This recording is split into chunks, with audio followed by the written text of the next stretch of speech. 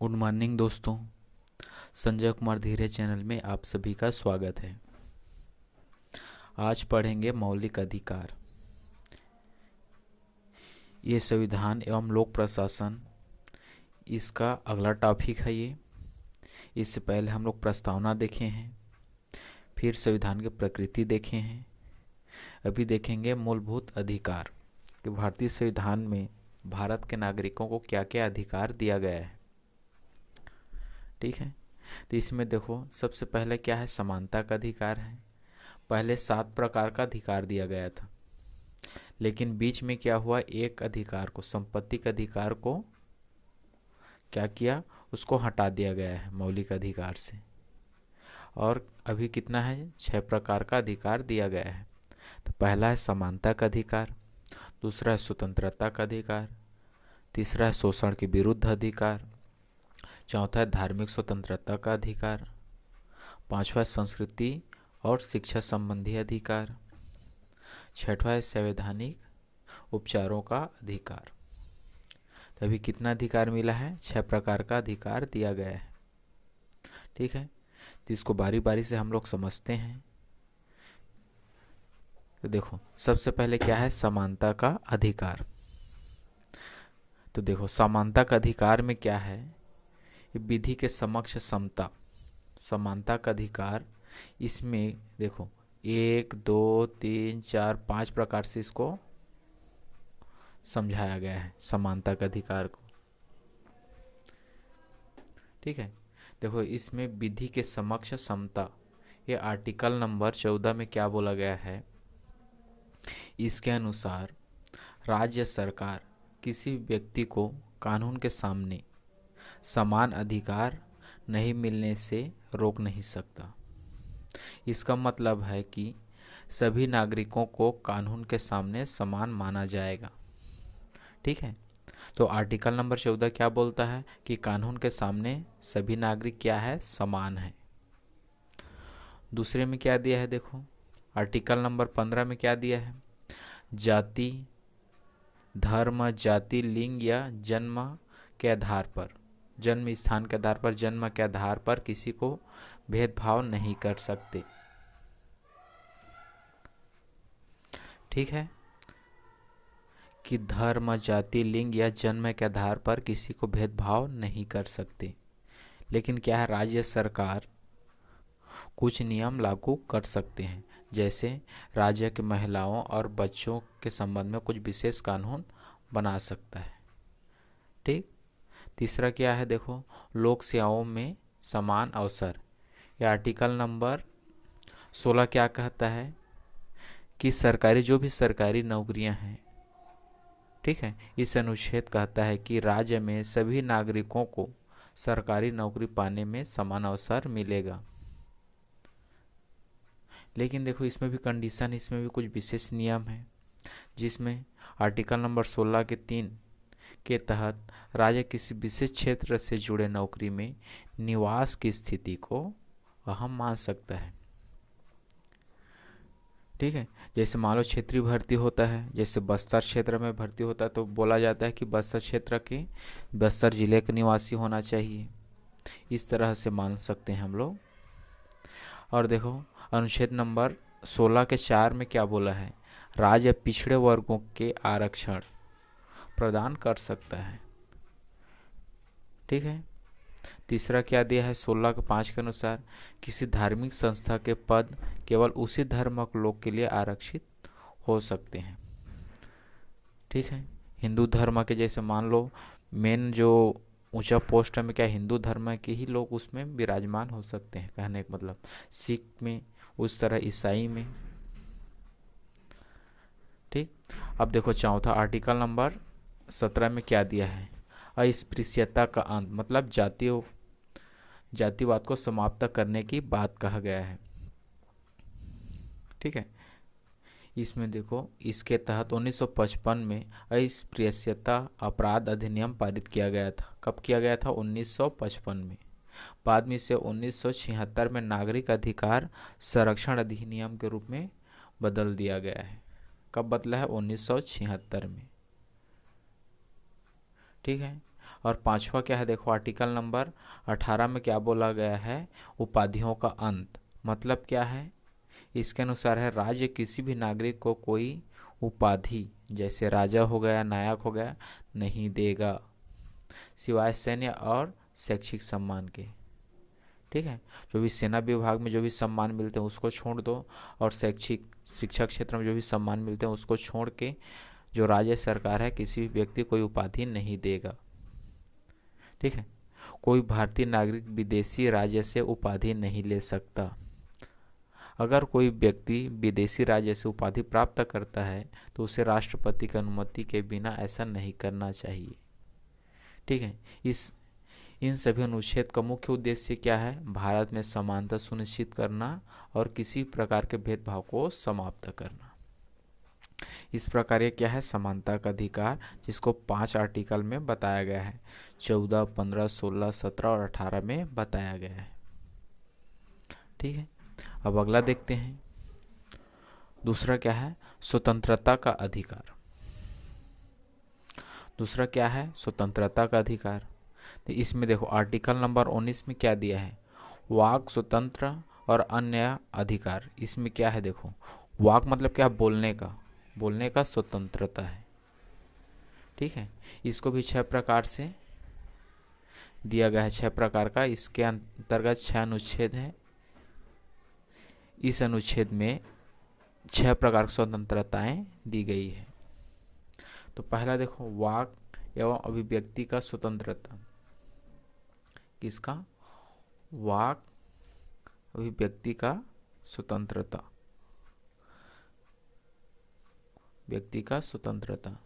इसका मतलब कि हर व्यक्ति को अपनी राय रखने और उसे व्यक्त करने की स्वतंत्रता है, अपने विचार को व्यक्त करने की, अपनी राय रखने की स्वतंत्रता दिया गया है। दूसरा क्या है, शांतिपूर्ण सम्मेलन करने की स्वतंत्रता।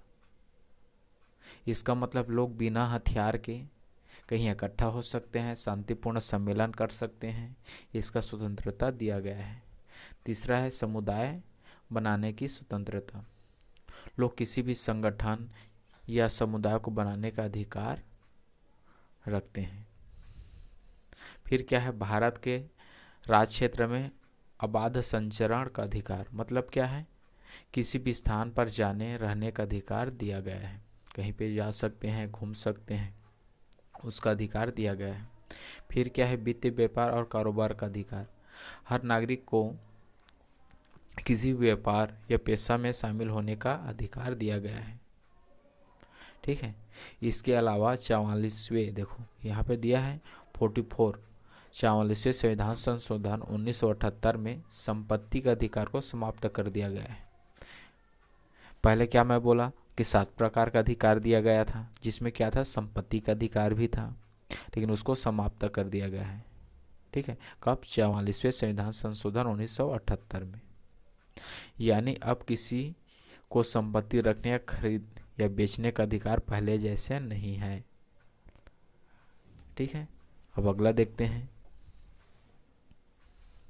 अपराधों के लिए दोषी सिद्धि से संरक्षण का अधिकार। अभी यहाँ पर हम लोग देखो, ये क्या, पहले हम लोग देखें बोलने के स्वतंत्रता के अंतर्गत ये 6 प्रकार की स्वतंत्रताएं दिए गए हैं, जिसमें बोलने का, अपने विचार रखने की स्वतंत्रता है, शांतिपूर्ण सम्मेलन करने का है, समुदाय बनाने का, भारत के कहीं पे भी घूमने का अधिकार दिया है, व्यापार करने का अधिकार दिया गया है। अब देखो इसमें ये आर्टिकल नंबर 19 हो गया। आर्टिकल नंबर 20 में देखो क्या दिया है, अपराधों के लिए दोषी सिद्धि से संरक्षण। यह अनुच्छेद अपराधियों के संबंध में सुरक्षा प्रदान करता है। ठीक है, पूर्वपद प्रभाव कानून। कोई व्यक्ति तब तक अपराधी नहीं माना जाएगा जब तक उसने कानून का उल्लंघन ना किया हो। ठीक है, दोहरी सजा नहीं, एक ही अपराध के लिए किसी व्यक्ति को दोबारा सजा, 2 बार सजा नहीं दे सकती। और क्या है, स्व अभिशंसन नहीं, किसी अपराध के लिए अभियुक्त को खुद के खिलाफ, मतलब किसी अपराध के लिए व्यक्ति को खुद के खिलाफ गवाही देने के लिए मजबूर नहीं किया जा सकता। मतलब किसी भी जुर्म को कबूलने के लिए उस पर दबाव नहीं डाल सकते। ये है आर्टिकल नंबर 20। फिर आर्टिकल नंबर 21 में देखो क्या दिया है, इसमें दिया है प्राण और शारीरिक स्वतंत्रता का संरक्षण। इस अनुच्छेद के अनुसार किसी व्यक्ति को उसकी शारीरिक स्वतंत्रता जैसे गिरफ्तारी या जीवन से वंचित नहीं किया जा सकता सिवाय उचित कानूनी प्रक्रिया के। ठीक है। मेनका गांधी बनाम भारत संघ 1978 मामले में यह कहा गया कि किसी व्यक्ति की शारीरिक स्वतंत्रता से वंचित करने की प्रक्रिया उचित और न्यायसंगत नहीं है। ठीक है। ये केस था मेनका गांधी बनाम भारत संघ 1978 का जो मामला था, उसमें यह कहा गया कि कोई भी व्यक्ति की शारीरिक स्वतंत्रता से वंचित नहीं कर सकते। ठीक है। ज्ञान कौर बनाम स्टेट ऑफ पंजाब 1996 में इस मामले में यह कहा गया कि अनुच्छेद 21 के अंतर्गत जीवन का अधिकार है, मतलब हर नागरिक को जीवन का अधिकार है, लेकिन उसको मृत्यु का अधिकार नहीं है। इसमें वो अपने हिसाब से मृत्यु नहीं ले सकता। ठीक है। फिर यहाँ पर देखो 21 का, ये 21 का क में क्या दिया गया है, शिक्षा का अधिकार। ये क्या है, 2002 में जो 86वें संविधान संशोधन हुआ उसमें क्या कहा गया है कि शिक्षा का अधिकार को मूल अधिकार बना दिया गया है। इसके तहत राज्य 6 से लेकर 14 वर्ष तक के बच्चों को निःशुल्क और अनिवार्य शिक्षा प्रदान करेगा। ठीक है। इसमें क्या बोला है कि 6 से लेकर 14 तक के बच्चों को निःशुल्क और अनिवार्य शिक्षा प्रदान करेगा राज्य सरकार। ये क्या है, आर्टिकल नंबर 21 के क है, जिसमें शिक्षा का अधिकार दिया गया है। फिर देखो गिरफ्तारी और निषेध से संरक्षण, यह आर्टिकल नंबर 22। इस अनुच्छेद में गिरफ्तारी और निषेध से संबंधित सुरक्षा दिया गया है। ये भी 2 प्रकार के हैं, एक तो साधारण गिरफ्तारी, दूसरा क्या है, निवारक निरोध। साधारण गिरफ्तारी देखो इसमें क्या होता है, व्यक्ति को गिरफ्तार करने के कारणों से परिचित कराना होगा। जब किसी व्यक्ति को हम लोग जब पुलिस पकड़ता है तो उसको कारण क्या है, किस कारण उसको हिरासत में लिया जा रहा है, उसको बताना अनिवार्य है। उसे अपने पसंद के वकील से सलाह लेने का अधिकार दिया गया है। ठीक है। और क्या दिया है, गिरफ्तारी के 24 घंटे के अंदर उसे न्यायाधीशों के सामने पेश करना होगा। 24 घंटे के अंदर उसको न्यायालय में पेश करना अनिवार्य है। ये तो हो गया साधारण गिरफ्तारी। और दूसरा क्या है, निवारक निरोध। किसी को 3 महीने से ज़्यादा नहीं रोका जा सकता। कोई व्यक्ति है जिसको पकड़ लिया, मान लो उसको हिरासत में ले लिए, तो उसको 3 महीना से ज़्यादा हम लोग नहीं रोक सकते। लेकिन यदि 3 महीने से अधिक समय तक निरुद्ध रखना आवश्यक है तो उसे उच्च न्यायालय के सलाह बोर्ड की अनुमति लेना जरूरी होगी, ये बोला गया है। ठीक है। यह सुरक्षा नागरिकों और विदेशियों दोनों को मिलती है। ये केवल भारत के नागरिकों को नहीं मिलती बल्कि विदेशी नागरिक को भी मिलते हैं। इस प्रकार स्वतंत्रता का अधिकार भारत के नागरिकों को अभिव्यक्ति, सभा और व्यवसाय आदि के संदर्भ में स्वतंत्रता देता है और इसके साथ साथ गिरफ्तार करने और निरुद्ध करने से संबंधित कुछ सुरक्षा भी प्रदान करता है। ठीक है। चलो अब अगला देखते हैं। तीसरा नंबर है शोषण के विरुद्ध अधिकार। इस अधिकार के तहत शोषण को रोकने का प्रावधान है, जिसमें देखो पहला क्या है, मानव दुर्व्यापार और बालाश्रम का प्रतिषेध। आर्टिकल नंबर 23 में क्या दिया गया है, इस आर्टिकल के अनुसार मानव व्यापार और बालाश्रम बेगार को प्रतिबंधित करता है। जो आर्टिकल नंबर 23 क्या करता है, यह मानव व्यापार को प्रतिबंधित करता है प्लस बालाश्रम को, बेगार को प्रतिबंधित करता है। हालांकि राज्य सार्वजनिक सेवा के लिए कुछ श्रम लगा सकता है, जैसे सैनिकों को काम करना। ठीक है। दूसरा, कारखाना में बाल श्रम का प्रतिषेध। ये 24 आर्टिकल नंबर 24 क्या बोलता है, कारखाना में जो भी काम करने वाले जो काम करने वाले रहते हैं उसके लिए यहाँ पे बताया गया है कि 14 साल से कम आयु के बच्चे को किसी भी कारखाने, खान या खतरनाक कार्यों में काम करने की अनुमति नहीं दी जा सकती, नहीं दी जाएगी। ठीक है, मतलब समझ लो 14 साल से कम उम्र के बच्चों को किसी भी कारखाने में या खतरनाक कार्यों करने के लिए अनुमति नहीं दी जा सकती। ठीक है, फिर अगला देखते हैं धार्मिक स्वतंत्रता का अधिकार।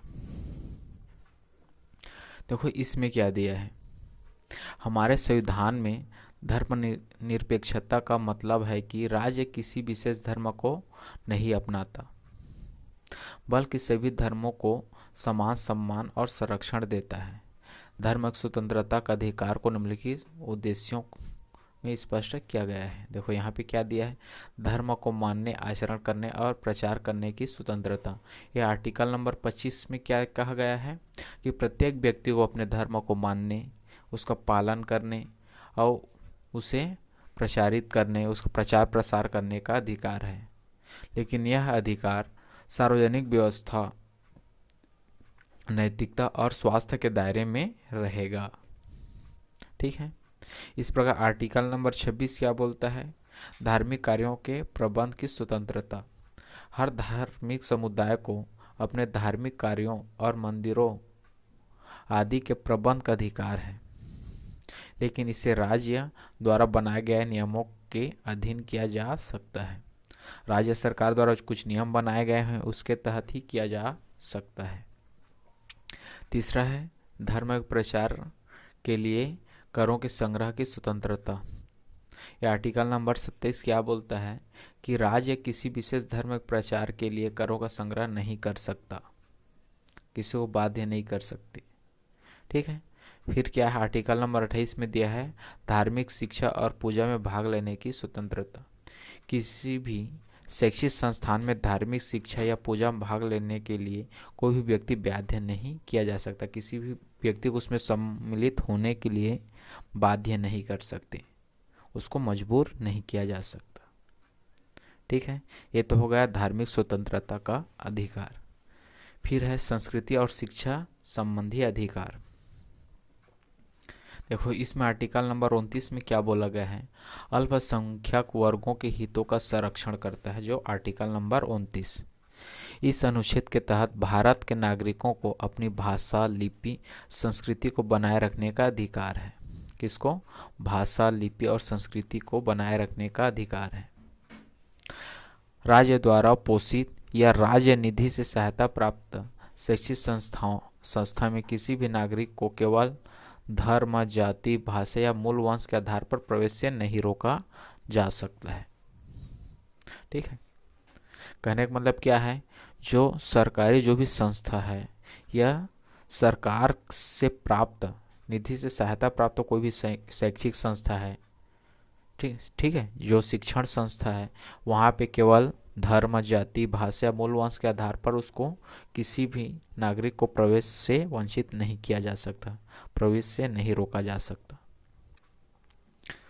देखो आर्टिकल नंबर 30 में क्या दिया है, अल्पसंख्यक वर्गों को शिक्षण संस्थाओं की स्थापना और प्रशासन का अधिकार दिया गया है। इसमें क्या है, देखो यह अनुच्छेद अल्पसंख्यक समुदाय को धर्म और भाषा के आधार पर अपनी शिक्षण संस्थाएं स्थापित करने और उनका प्रशासन करने का अधिकार देता है। ऐसे 3 प्रकार के संस्थाएं हो सकती है, संस्थान हो सकता है। ठीक है, पहला क्या है, राज्य से वित्तीय सहायता प्राप्त संस्थान। दूसरा, राज्य से मान्यता प्राप्त लेकिन सहायता प्राप्त नहीं करने वाला संस्थान। और तीसरा है राज्य से न तो मान्यता प्राप्त और न ही वित्तीय सहायता प्राप्त संस्थान। ये 3 प्रकार के संस्थान हो सकते हैं। लेकिन देखो इसमें एक चीज बोला गया है, TMN फाउंडेशन बनाम कर्नाटक राज्य 2002, इस मामले में सर्वोच्च न्यायालय ने यह कहा कि राज्य या विश्वविद्यालय गैर सहायता प्राप्त अल्पसंख्यक शैक्षणिक संस्थाओं के प्रवेश और नियुक्ति नीति को नियंत्रित नहीं कर सकता, लेकिन वे शैक्षणिक मानकों को बनाए रखने के लिए नियम बना सकते हैं। ठीक है, जो भी प्राइवेट जो संस्थान होती है वो किसको नियुक्त करेगा, किसको प्रवेश करेगा, इसको कंट्रोल नहीं कर सकते। उसको भारत सरकार द्वारा या राज्य सरकार द्वारा उसको हम लोग नियंत्रित नहीं कर सकते। लेकिन एक क्या है, एक स्टैंडर्ड मानक बना सकते हैं, शैक्षणिक मानकों को बनाए रखने के लिए एक नियम बना सकते हैं। ठीक है, लेकिन क्या बोला गया है, लेकिन एक स्टैंडर्ड मानक, शैक्षणिक मानक को बनाए रखने के लिए नियम बना सकते हैं। वहाँ किस तरह से पढ़ाई होनी चाहिए, क्या सुविधा होनी चाहिए, क्या है, इस तरह से कुछ हम लोग नियम बना सकते हैं। ठीक है, अब छठवां है संवैधानिक उपचारों का अधिकार। इसको समझते हैं। देखो इसमें क्या दिया है, संवैधानिक उपचारों का अधिकार 32, अनुच्छेद 32 के तहत यदि किसी के मौलिक अधिकार का उल्लंघन होता है तो वह कहाँ, उच्चतम न्यायालय से कानूनी उपाय मांग सकता है। यदि कोई नागरिक है, उसके मौलिक अधिकार का अगर हनन हो रहा है तो डायरेक्ट सुप्रीम कोर्ट जा सकता है। ठीक है, इसके तहत उच्चतम न्यायालय रिट जारी कर सकता है। और जाने पर क्या करता है, उच्चतम न्यायालय रिट जारी कर सकता है। उसमें देखो किस प्रकार, कितना प्रकार का रिट दिया गया है। ठीक है, संविधान ने 5 प्रकार के रिट उल्लेखित है। संविधान में 5 प्रकार के रिट का उल्लेख है जिसका उपयोग व्यक्ति के मौलिक अधिकारों को रक्षा के लिए किया जाता है। कौन कौन सा है, देखो इसमें है आपका सबसे पहला तो क्या है, बंदी प्रत्यक्षीकरण। पहला क्या है, बंदी प्रत्यक्षीकरण। यह रीट तब जारी किया जाता है जब किसी व्यक्ति को बिना उचित कारण के गिरफ्तार किया जाता है। अदालत उस व्यक्ति को न्यायालय में पेश करने का आदेश देता है। ठीक है, जब कोई व्यक्ति है उसको बिना उचित कारण के गिरफ्तार कर लिया जाता है तब यह रीट जारी किया जाता है, जिसको बोलते हैं बंदी प्रत्यक्षीकरण। और अदालत उस व्यक्ति को न्यायालय में पेश करने का आदेश देता है। दूसरा है परमादेश। जब कोई सरकारी अधिकारी या संस्था अपने दायित्व या अपने कर्तव्य का पालन नहीं कर रहा हो और किसी व्यक्ति के अधिकार प्रभावित हो रहा हो तो यह रीट जारी किया जाता है। फिर क्या है, प्रतिषेध। इसे उच्च न्यायालय द्वारा अधीनस्थ न्यायालयों या आयोगों को अपने अधिकार क्षेत्र से बाहर कार्य करने से रोकने के लिए किया जाता है, जिसको बोलते हैं प्रतिषेध। फिर क्या है, उत्प्रेषण।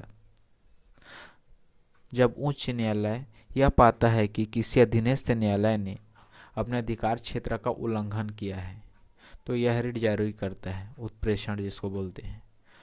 और फिर क्या है, लास्ट है, 5वां रीट है अधिकार परीक्षण। यह रीट किसी व्यक्ति द्वारा सार्वजनिक कार्यालय का अनाधिकृत रूप से ग्रहण करने को रोकने के लिए जारी किया जाता है।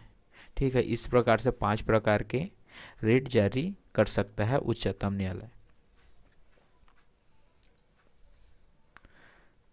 ठीक है, और फिर क्या है, सशस्त्र बलों और मूल अधिकार। इसमें देखो अनुच्छेद 33 क्या बोलता है। यह अनुच्छेद संसद को यह अधिकार देता है कि वह सशस्त्र बलों, पुलिस और अर्धसैनिक बलों के कर्मचारियों के मूल अधिकार की सीमा निर्धारित कर सकती है। इसका मतलब है कि इन बलों के अधिकार पर कुछ प्रतिबंध हो सकते हैं ताकि उनके कार्यों में कोई बाधा ना हो। ठीक है, इनको जो मूल अधिकार दिया उसमें कुछ प्रतिबंध कर सकता है। ठीक है, और क्या है, अनुच्छेद 34 क्या बोलता है। यह अनुच्छेद कहता है कि अगर भारत में मार्शल लॉ, ठीक है, सेना विधि लागू किया जाता है तो संसद को यह अधिकार है कि वह मूल अधिकार को सीमित कर सकता है। ठीक है, इसे राज्य विधानमंडल के पास नहीं, ये जो अधिकार है किसके पास है, संसद के पास है। राज्य के विधानमंडल के पास ये अधिकार नहीं है जो नागरिकों के मौलिक अधिकार को सीमित कर सके। जब भी राष्ट्रपति शासन लागू होता है तो संसद को यह अधिकार दिया गया है कि वो नागरिकों के मूल अधिकार को सीमित कर सकती है। ठीक है, यह अनुच्छेद का उद्देश्य है कि अल्पसंख्यक समुदायों को उनकी संस्कृति, भाषा और शिक्षा से संबंधित अधिकार मिले। अगर किसी का मौलिक अधिकार उल्लंघन हो रहा हो तो उसे उच्च न्यायालय और सर्वोच्च न्यायालय से न्याय मिल सके। साथ ही सशस्त्र बलों के मामले में भी मूल अधिकारों की सीमा तय की जा सकती है। ते हो गया आपका मौलिक अधिकार। इस प्रकार से कितना मौलिक अधिकार दिया है? 6 मौलिक अधिकार दिया गया है। ठीक है, मेरी इस वीडियो को लाइक कीजिए, चैनल को सब्सक्राइब कीजिए और वीडियो को अपने दोस्तों के पास शेयर कीजिए। धन्यवाद।